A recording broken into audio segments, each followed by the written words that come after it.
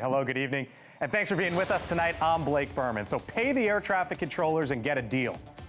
But come first thing Friday morning, expect major changes at many of America's airports. That is the warning from the Transportation Secretary tonight. There is going to be a 10% reduction in capacity at 40 of our locations. So we are going to proactively make decisions that keep the airspace safe. So is this right here the moment that leads to ending the longest government shutdown ever? Congresswoman Marjorie Taylor Greene live with us tonight here in moments. Plus, Mom Donnie and Manhattan's most famous man. It didn't take long for the newly elected mayor and the commander-in-chief to go after one another. What Zohran Mamdani and President Trump are saying tonight. Also this evening, Republicans with some newfound questions. Think about it, it's just 1 year removed from a major Trump triumph. But now, where do they head after those dominant Democratic wins? And is it life or death for the country? That's how President Trump framed his tariff battle before the Supreme Court today. Why some conservative justices, though, sounded a bit skeptical.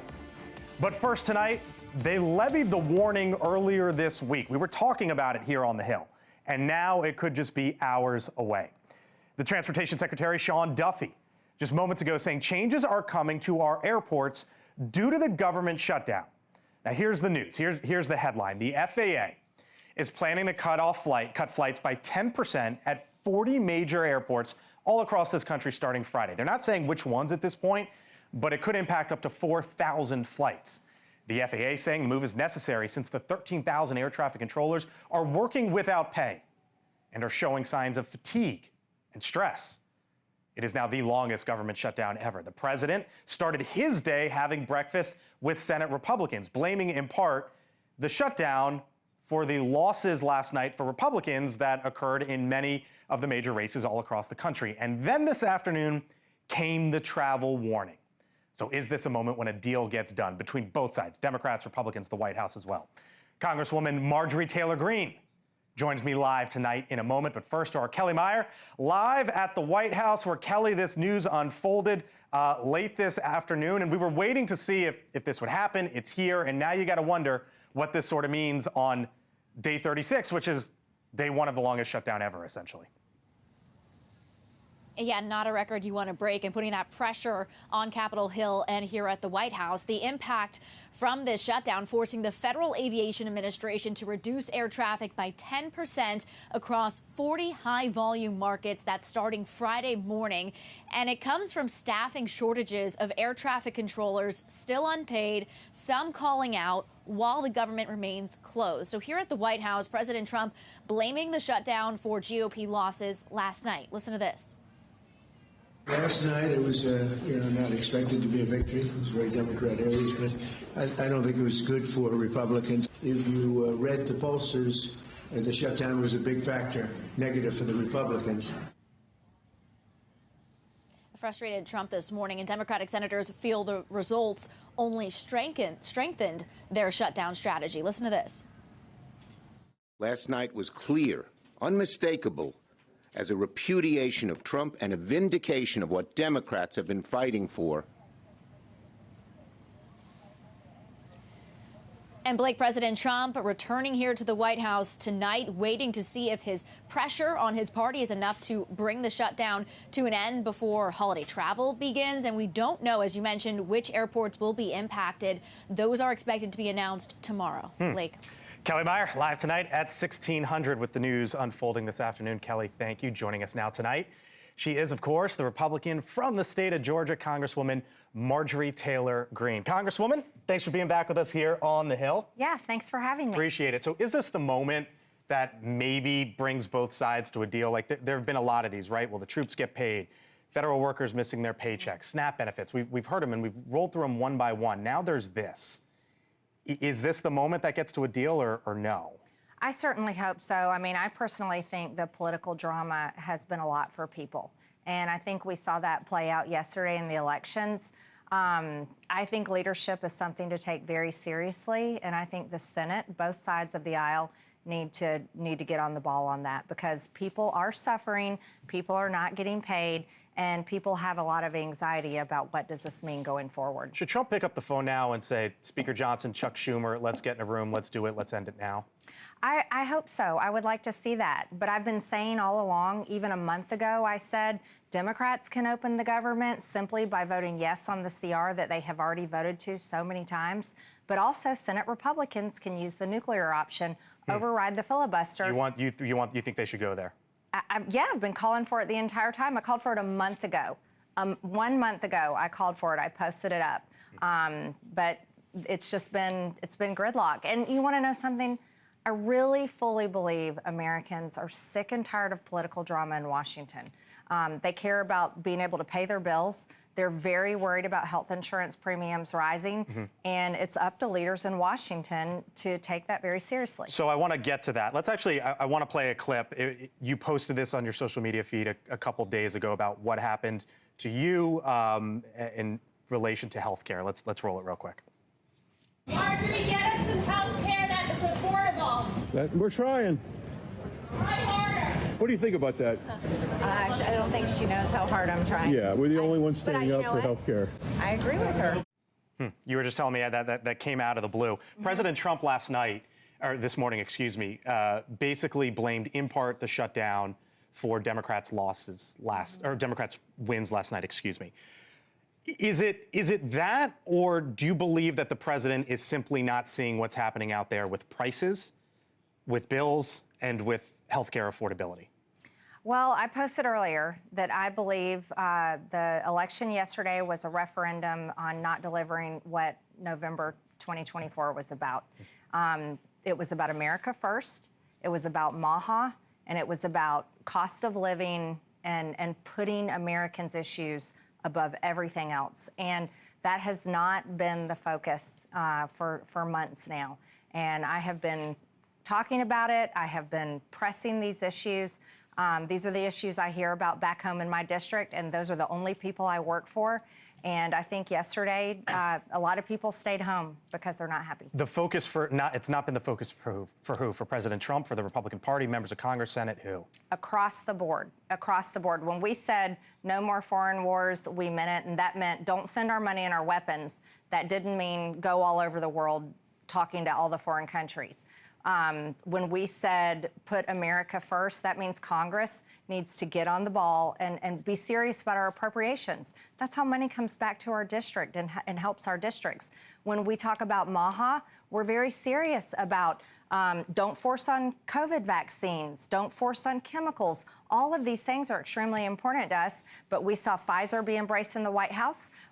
We've seen another mRNA COVID vaccine get approved. These are issues that really matter to people, and they're very angry about. Think about it. People didn't want to vote for Andrew Cuomo in the mayor's race because they're still mad about him killing elderly people in nursing homes. That race was a little closer than people thought last night, but either way, Mamdani winning. Let me take you to the House and to 2026.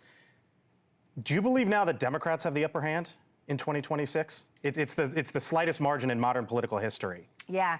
Well, historically, the majority party always loses in the midterms. The only time the majority party didn't was after 9/11. So historically, you would say, okay, Democrats have the upper hand going into this, but Republicans would be the ones handing Democrats the victory by not passing our agenda. And the fact that the House has been closed for 6 weeks now is a complete and total, utter failure. And that's on the Speaker of the House. While the rest of America is going to work every single day, you're going to work, people in this building are going to work.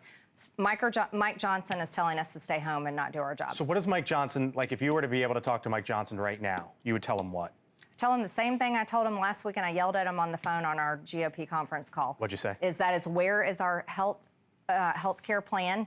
It's non-existent. Democrats created this problem years ago, but Republicans have never fixed it. And I said we need to be back at work, and not being in session is basically pathetic. What did he say to you? He gave me the same talking points he gives to the press every single day.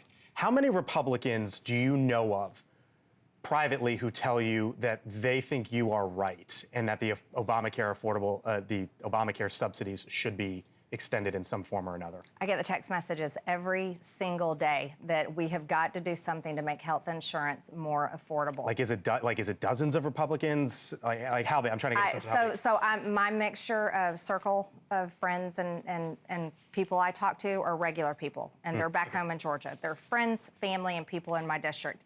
They are appalled and outraged, and they're sending me, oh, my health insurance is going to go from $800 a month, and it's going up to $3,200 a month. These are the messages, but we're getting the phone calls coming in. But I even have colleagues texting me now, you're right, we've got to do something about this. Let me turn your attention to 2028. There's a report out from Notice today saying that you want to run for president, that you're, quote, telling people that you want to run for president in 2028. Is that the case? You know, I actually blocked that reporter. Okay. Because he published an article that is baseless rumors, which is along the same lines that Laura Loomer spread. She said last week that I was going to announce I was running for governor on The View this week. And this is another baseless rumor. The only thing that I'm focused on is being a representative for my district. So what's your end game? Is it staying in the House? I'm a representative for Georgia 14, and I think that we need to be doing our job right now. Let me leave you with this. Here was Congresswoman Alexandria Ocasio-Cortez just the other day, and then I'll get your response. Here's some tea for you. Marjorie Taylor Greene wanted to run for Senate in Georgia. Trump said no. And the White House and Trump land shut down Marjorie Taylor Greene's personal ambitions to run for Senate. And she has been on a revenge tour ever since. What would you say to her? She says you're on a revenge tour right now. It sounds like she's best friends with Laura Loomer, too, because that's the same thing Laura Loomer said, but it's not true. I put out a lengthy post back this summer about why I didn't want to run for Senate, and I see the Senate is basically where all good things go to die. I mean, look at the Senate right now. Because of the Senate, the gridlock in the Senate where no one can get anything accomplished, the government is shut down. And I'm a very serious person. I don't want to go serve somewhere where all of my good ideas and bills I want to work on get completely stopped in a system that I think is utter failure, and I explained that in length. The other problem with AOC is I think she's really jealous that I came into her home state, stomped around, and actually had a great conversation with the ladies on The View. What was that like? It was wonderful. What do you think about the pushback on that? I honestly, I've only seen a little pushback online, but I've gotten calls in my office. People loved it from my district. I got all these text messages from my friends and family, and they loved it. And I think it's good to have conversations with the other side and have respectful conversations. People, like when I say people are sick and tired of political drama, they are fed up with it. And they're tired of the toxic culture that we have. People are tired of lies like that article you brought up, tired of stupid attacks like AOC's video. I don't respect her very much. She's never accomplished anything in life other than being a member of Congress. So I don't really know what she has to offer other than gossip, but people are tired of that. Right. We'll leave it there. Congresswoman Marjorie Taylor Greene with us tonight here on the Hill. Thanks for coming back in. Appreciate it. All right, still to come tonight. Zohran Mamdani's election victory. Is it a gift for Republicans? That's how one major leader framed it today. Chris Steyerwalt with me, other side of the break. Plus, the search goes on for more victims of that plane crash that we first told you about last night. We are live in Louisville with what we are learning this evening. And the Supreme Court weighs undoing the president's tariffs. Will all those tariffs stay or will they go? It is a big day here in news. I thank you for being with us tonight. I'm Blake Burman, back on the other side in 4 minutes.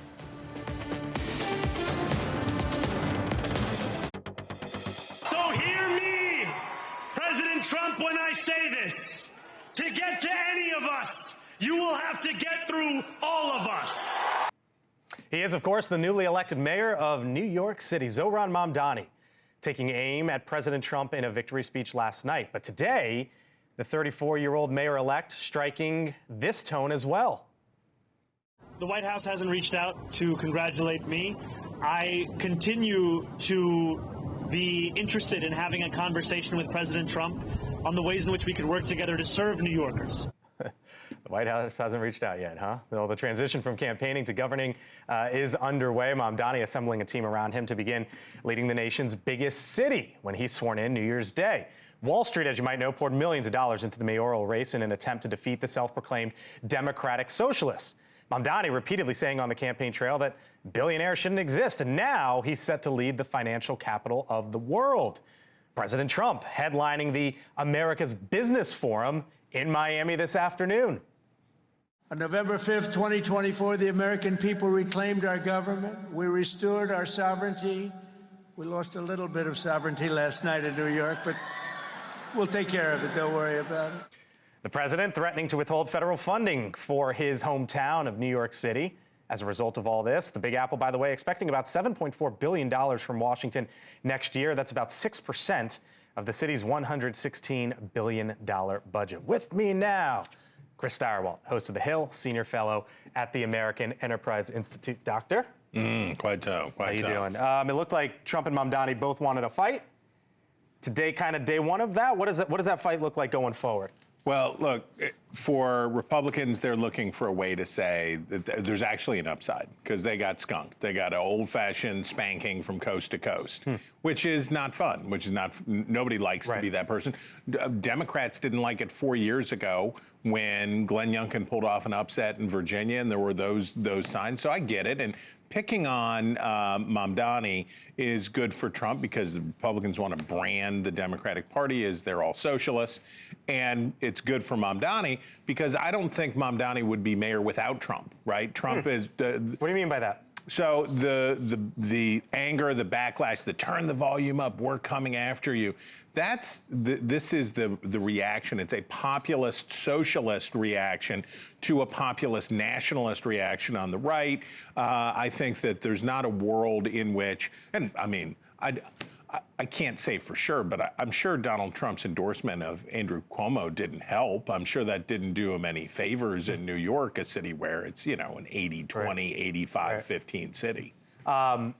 ICE and immigration and what happens there. Here was Zohran Mamdani earlier today, and then we'll pick it up. My message to ICE agents and to everyone across this city is that everyone will be held to the same standard of the law. If you violate the law, you must be held accountable. And there is sadly a sense that is growing across this country that certain people are allowed to violate that law, whether they be the president or whether they be the agents themselves. So you know a moment's coming, right? When he will be the mayor in New York City starting New Year's. The president's immigration policy and it is what it is. We all know what it is. And that's coming to a head. You hear Mamdani today. At that point, when something happens, what comes next there? Well, we're seeing it in Chicago now, right? We had that incident at the daycare today going in after that teacher and all of that. This is a loser for both parties because obviously what Americans want is strict enforcement done in a humane way, right? People don't want mass raids and they don't want that stuff, but neither do they want porous borders and no accountability. And when you keep forcing people into these binary choices between do you want too much this way or too much that way, people get burned out and the system doesn't work. So look, Mamdani has a long way to go from here to there. It feels very good for him today. And he did this amazing thing and he did all of this stuff. But how would you like to be mayor in New York City? Any government position pass, sir. But like you could see, you'd be in the Senate, you'd have a nice breakfast and hang out and do whatever. Mayor of New York City, I'd rather train bees with my bare hands. We'll leave it there. Chris Stirewalt, catch you later in the show. Thanks, brother. Appreciate it. All right, still much more ahead. Other side of the break, what we're learning about that horrific plane crash that so many witnesses caught on camera last night. Investigators with the very latest will tell you what they are saying this evening. And President Trump calls it life or death for this country. His tariffs going before the high court today. All those conservative justices, were they feeling a little bit different than the president? When we return.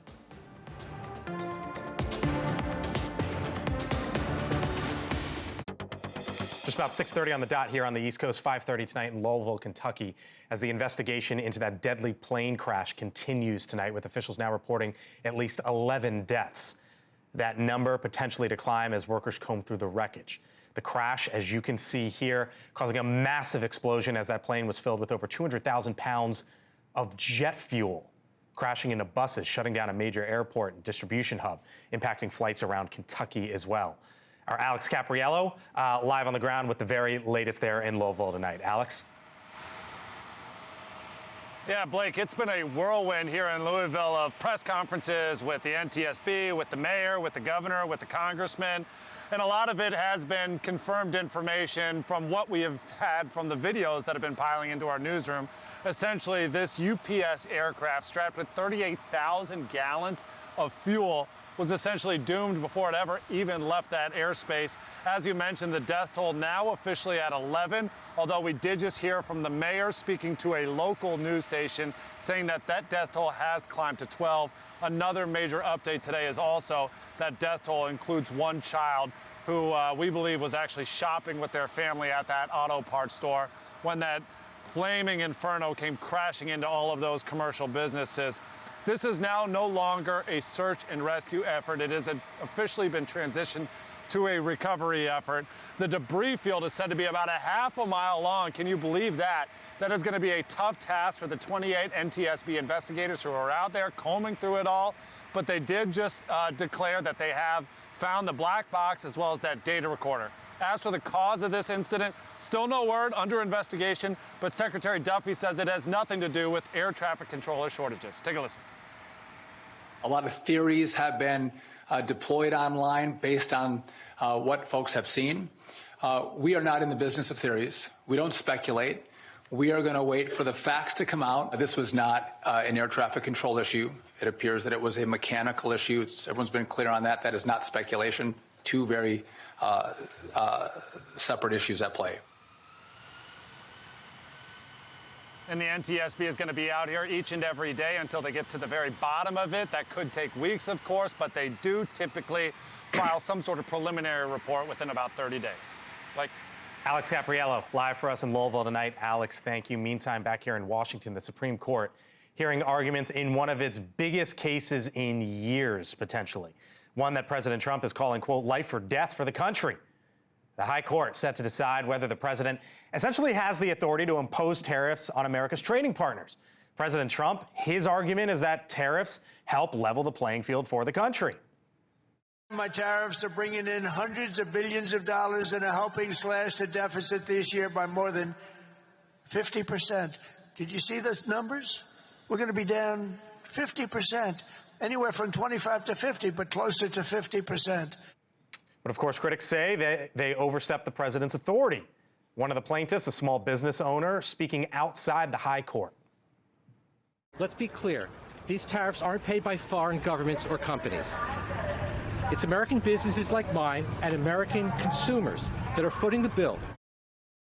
With us now, News Nation legal contributor, host at the Law and Crime Network, Jesse Weber. And nobody has a better vision about how your stuff moves around the world to get to your home than Ryan Peterson, CEO of Flexport. Ryan, great to see you as always. Jesse Weber, come on in, talk to you both at the same time here. Ryan, I'll leave the legal stuff to Jesse. I know you don't want to touch that part of it. Jesse, you thought the questions here were sharp, they were pointed, and I guess it gets to the point of this idea of the government and whether it should be involved with free enterprise or national security and the president's role in that. You're 100% right. That's the main issue. And to be clear, to put it into context, the federal law that the Trump administration is using, this Emergency Powers Act, this is what's at issue here, because usually Congress has the power to levy taxes and duties. And the questioning that you heard from the court, and of course it's difficult to predict what they will do, but from hearing from conservative justices like Gorsuch and Barrett, really questioning a president's ability to just unilaterally impose tariffs without explicit congressional approval, that's what they were questioning here. And yes, this is a conservative court that has deferred to the president's authority in the past, but kind of like in emergency temporary situations. There's a serious separation of powers here issue, and I don't know if they want to go that far. So is the likely outcome here, Jesse, do you think removal of all the tariffs, removal of none of the tariffs, maybe they somehow, I don't know, legally meet in the middle? I think there might be a middle ground here where they might say, look, the reciprocal worldwide tariffs, that really doesn't make sense. We're not talking about a national emergency. You even heard Barrett say, wait a minute, Spain, France, how does that work? Whereas the trafficking tariffs, right, the tariffs that were put in place to stop the flow of fentanyl, they may be more receptive to those. They may say at the end of the day, the president can impose all of his tariffs, maybe on a limited basis. But I do think that they might go more of a middle ground and may not just say that the president can't impose any tariffs whatsoever. So, Ryan, hearing all that, What do you think this means, I guess, for a couple different groups? For the average consumer like myself who doesn't own a business but obviously buys a lot of things, and then for these businesses who are moving their product all around the world to get it to my doorstep? Well, I mean, we still have a long time to find out here. It looks like we won't really know until June, I think. I mean, it's one interesting question is if they do rule against it, are they really going to make us wait until June to get refunds? They'll be kind of crazy, right? If you decide today, you should go ahead and issue those refunds as soon as possible. The other big question is how do they issue those refunds? It's not a simple process to transfer hundreds of billions of dollars from the federal government back to these companies. I don't know if they have bank accounts on file for everybody, of where to transfer it. A huge avenue for fraud there. So a lot of open questions, even if, first off, what happens is still very much, it did look today like the court was sort of tipping their hand that it will vote against the tariffs. That's what the prediction markets are also saying. They sort of collapse. The odds of Trump winning this case collapse. So, okay, that's one answer or one uncertainty. And the second is if they do decide against, how do we have to file paperwork to get refunds, or does it just automatically happen? A lot of open questions. So as I'm talking to two really smart guys here, Jesse on the legal front, who says maybe they keep the fentanyl, which would be China, right? And so, Ryan, obviously, if that were to be the case, you'd still have a high tariff rate with China. What does that mean for sort of companies and consumers going forward with a president in office for the next 3+ years?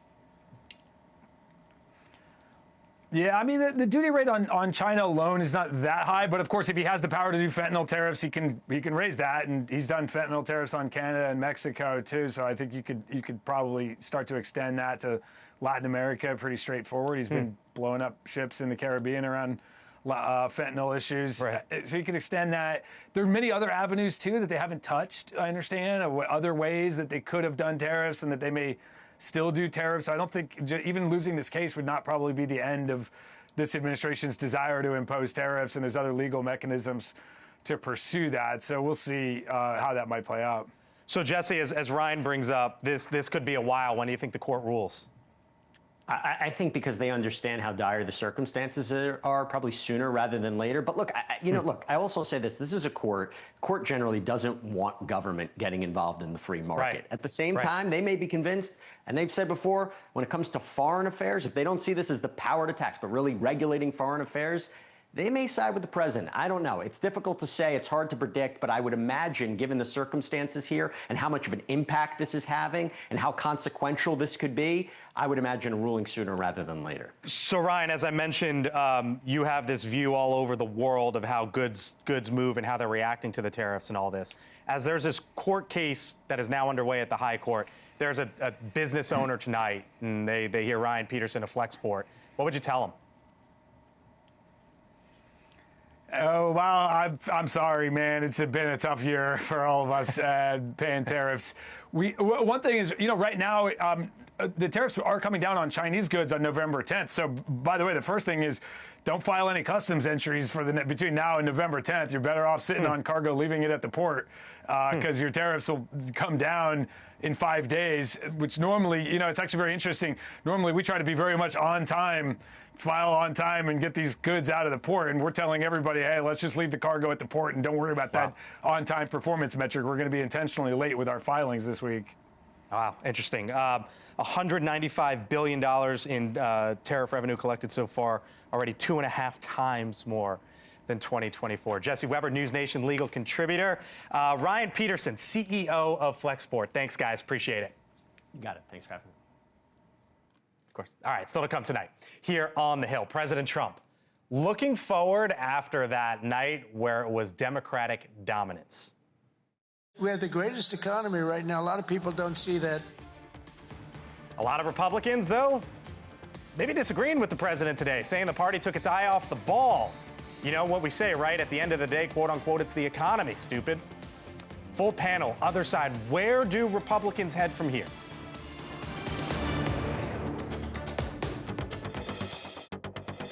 I believe the election yesterday was a referendum on not delivering what November 2024 was about.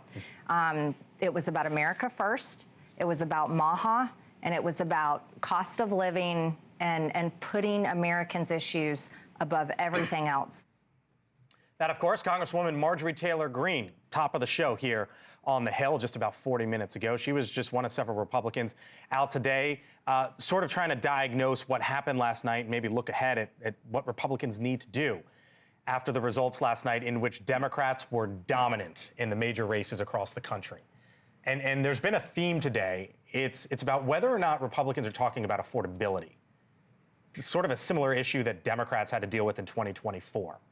So are the alarm bells going off? And what should Republicans do from here? Or nothing? Was it just one night and nothing to do with the midterms going forward? Full panel here with me. Dan Cannon, former Battleground States Director for the Biden and Harris campaigns. Look who's back. Ashley Davis, Republican strategist, former official in the George W. Bush administration. Chris Stirewalt, host of The Hill Sunday, senior fellow at the American Enterprise Institute. And Julia Manchester, White House reporter for The Hill. Hello to you all. Hi. Thanks for being here. You and I did TV at 8 this morning. We did. But I saw Ashley at 5 this morning when I walked in here, yes. He saw me without makeup and he's like, oh my God. You saw me without makeup too. And the first thing you said, you were like, Republicans got crushed, no other way to look at it. You've had now 13 hours to think about it. You feel the same way? Yeah, absolutely. Look, there's one thing we did get crushed, and we need to own that. And does it mean anything or not? We'll see. But there's two things I want to say. One, we live in the best country in the world. We had free and fair elections. People have been mad because of Donald Trump, and everyone went out and voted. Everything was safe, and they voted with their votes, and they changed the course of where the country that they felt was going. So I think that we should all acknowledge that as Americans. Mm-hmm. Two, yeah, I've been saying for a long time that we're running into the Biden-Harris problem that you ran into, actually. Yeah. The stock market's fantastic. People are doing very well if you're up here. But if you go to Catania, Pennsylvania, my hometown, or somewhere in West Virginia, your hometown, they're still paying more for groceries. And that's the problem. Plus, we have the excitement factor. We did not have any big races that got people to the polls, To that point, Dan, cost of living, is it taking a toll? We've heard from the CEOs, for example, of Chipotle, Sweetgreen, McDonald's, and Cava in the recent days. Chipotle CEO, consumer sentiment declined sharply. Sweetgreen CEO, more cautious consumer environment starting in April. That, of course, since when the tariffs came. Cava, we recognize today's environment is creating real pressure for consumers. You dealt with this last time around. Is it sort of the same environment, just a year later, other side running things? A little bit. It's different in some structural ways in terms of what's happening with inflation or the market or the job market in particular, which is much worse right now than it was under Biden. But the underlying point, I the numbers, if you include the revisions, I don't know about that. Well, we can quibble that point. Right, but okay. The underlying point is valid, which is that for a couple of years, as inflation was really active under a Democratic president, voters felt like they're being gaslit about what they're experiencing. And then Donald Trump said, I'm going to fix all of that. And then he did not do that. And worse, he has put his attention elsewhere on the ballroom. Even today, he's with the GOP senators showing them the new Rose Garden, layout that he's got. And they feel that he's not where they need him to be on costs. And those voters, the first rule of coalitions, I said it this morning, is last one's in, first one's out. A lot of folks came into that camp because they wanted someone to fix things on cost and get immigration under control. And he's gone too far for their taste in immigration, and he hasn't done anything on cost, and they said enough last night. We're actually hearing the president course correct, I think, today. We heard James Blair, the White House Deputy Chief of Staff, tell Politico that, look, you're going to hear the president talk more about affordability, and then the president did an interview with Fox earlier, and he said, look, I think Republicans need to talk about our administration's efforts to lower costs and what we've done so far. For President Trump, and we saw him messaging this quite a bit in Virginia and New Jersey, he's really trying to get Republicans to talk about energy, saying that once you have energy prices go down, you see it across the board. Now, obviously, we didn't really see that. That wasn't really reflected in last night's results. However, Republicans hoping they can course correct. And, we're saying this is such a big victory for Democrats right now ahead of the midterms. It absolutely is. But I would warn everyone looking ahead to the midterms to remember the 2021 Virginia elections and New Jersey, where Glenn Youngkin and Jack Ciattarelli, Youngkin won, Jack Ciattarelli came very close to winning. In 2022, we saw Democrats overperform, so something to remember. I have bad news, as always, for both parties. But you got them smiling and laughing. If you run $2 trillion deficits constantly, we have now the debt, service on the debt has surpassed every other thing except for Social Security in the outlays of our federal government. We're a fiscal basket case. And everybody says, well, the prices are too high. The prices are too high. We're going to devalue our currency in order to deal with this debt that is crippling the country. And I heard Marjorie Taylor Greene. I hear Zoran Mamdani. I hear everybody. You know what's popular? Free stuff. Free stuff is super. People love free stuff. You know what nobody ever wants to hear somebody say? Well, we're going to have to tighten down here, and we're going to have to become fiscally responsible, and taxes are going to have to go up on some people. Nobody wants to say it. Right. And the net consequence is that prices will go up, and this sort of populism spin cycle will continue to go on because people are going to see their savings and their lives eroded by the problem. But do you also just see, though, that the American people are just tired? I mean, I've been saying this as well. I think that the shutdown is, like, horrible on both sides. I mean, I think Republicans are acting bad. I think Democrats are acting bad. And the American people look and say, what are they doing? And how are they? I mean, we're going to work every day. Marjorie Taylor Greene said this. I'm going to work every day. You're going to work every day, but Congress doesn't have to go to work every day. Well, Trump referenced this morning, Chris. Do you think that in a way that Trump operates, that talking about, oh, maybe there won't be SNAP benefits. I heard Sean Duffy today, 10% reduction, nuke the filibuster, that maybe this is like the Trumpy way to try to end this thing? A month ago, you and I talked about how the problem for Republicans would be that they would get to like the shutdown too much, right? That they would enjoy it because it's like, look, we shut down that project and we're doing that. And this is fun. We actually prefer it shut down. And you see from the president, you talk about a turn from the president saying that it was because of the shutdown. And I don't know that that's entirely true. I think there are a lot of other factors at play. But I think there is an acknowledgement now from the Republicans that this is unsustainable and they're gonna have to do a deal. Vivek Ramaswamy had some interesting comments today. He said two things. He posted a video. He said, one, affordability. We need to start talking about affordability. And then he said this. We don't want to practice identity politics. That's not us. It's not the way as Republicans. It's not the right way as conservatives. Leave that to the woke left. I heard a lot of in the campaign, right? You made the argument of democracy and Trump and all these labels on Trump. Do you think Republicans made the same mistake with Mamdani? That's kind of what Ramaswamy is referring to there. Yes, and also with Spamberger. I mean, Winston Marsalis' entire campaign was on transgender issues, not a single thing on the economy. He's totally right. They're behind the curve on this. But I want to say on the cost bit, because I do think you're going to see Republicans like Trump try to course correct on this with a talking point, and we face the same issue ourselves. The problem Republicans are going to have, Blake, is that when they got power, they crawled over broken glass to deliver tax cuts to billionaires. They didn't deal with health care. They didn't deal with it now. And then when confronted with the opportunity to deal with health care, they intentionally cut off SNAP benefits early to 16 million hungry kids. They have a record that's baked right now. So we'll see if they can fix it with talking points, but I don't think they can. Well, okay, can I just...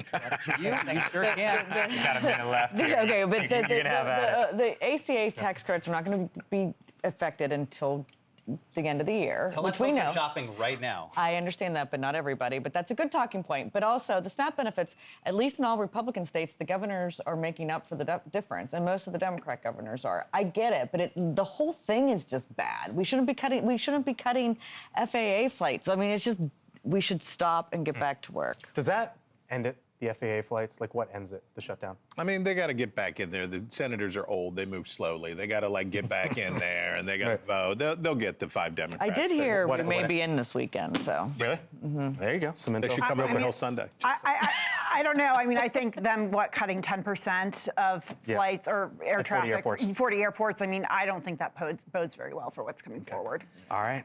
Thank y'all. Appreciate it. Still to come. Other side of the break. Remember the sandwich guy? Well, the trial begins in Washington. When we return, I'll explain.